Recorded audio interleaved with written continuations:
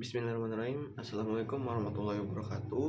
Halo teman-teman semua, izin memperkenalkan diri. Nama saya Muhammad Zaki Satrio dengan NIM C2401231030. Di sini saya mau menjelaskan kegiatan-kegiatan saya yang ada di praktikum biologi perikanan pada materi reproduksi. Nah, di materi reproduksi itu saya belajar tentang diameter telur. Jadi diameter telur itu merupakan ukuran panjang dari suatu telur yang digunakan mikroskop. Jadi kita untuk menghitung diameter telur kan telur ikan itu kecil teman-teman. Jadi kita harus dibantu oleh alat mikroskop, yaitu dengan ukuran tera. Jadi uh, telur ikan itu dalam satu gonad betina itu kan ada bisa sampai ribuan bahkan puluhan ribu, dan satu telurnya itu ukurannya kecil banget, jadi kita harus pakai alat namanya mikroskop. Nah, selain itu juga tujuannya itu kita untuk melihat kesehatan ikan dan juga kematangan gonad yang ada pada ikan tersebut. Jadi secara teori itu semakin besar gonadnya, maka ada kemungkinan ikan itu juga semakin sehat dan semakin baik. Oke, untuk langkah-langkahnya itu pertama, gonad betina itu kita potong jadi 3. Oke, kan dari minggu lalu udah dijelasin kalau ikan itu punya 3 bagian. 3 bagian itu, yang pertama anterior, middle, posterior. Itu kita belah menjadi 3 bagian. Setelah dibelah menjadi 3 bagian, kita dimasukin ke masing-masing bagian itu dimasukin ke cawan Petri.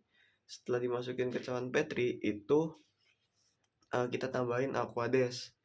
Tambahin aquades berapa secukupnya aja, tapi jangan terlalu banyak hingga terendam aja. Terus kita burai. Kita burai itu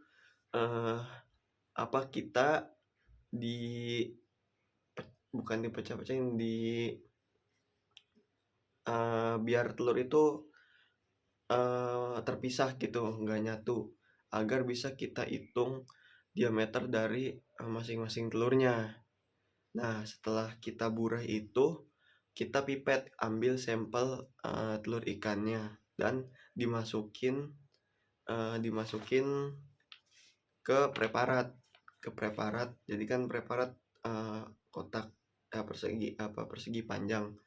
Itu kita bikin jadi 3 titik atau 3 bagian, yaitu tengah, kiri dan kanan. Setelah itu kita tutup juga pakai cover glass. Nah, ditutupnya juga cover glass ada 3, jadi di kiri, tengah, kanan. Setelah itu setelah kita tutup juga, kita analisis pakai mikroskop dengan ukuran tertentu, ukuran tera. Nah, di mikroskop itu juga udah ada kayak semacam menggarisnya. Jadi teman-teman tinggal hitung nih dari telurnya kita ukur ada berapa kira-kira diameternya. Nah, dari data yang saya dapat dari praktikum kemarin itu, saya mendapatkan rata-ratanya itu untuk di middle itu 37 sampai 40 itu rata-ratanya, atau modusnya ya, bukan rata-rata, modusnya. Dan untuk di posterior itu modusnya atau yang sering muncul itu di angka 40-an. Jadi 40, 41 itu yang paling sering keluar.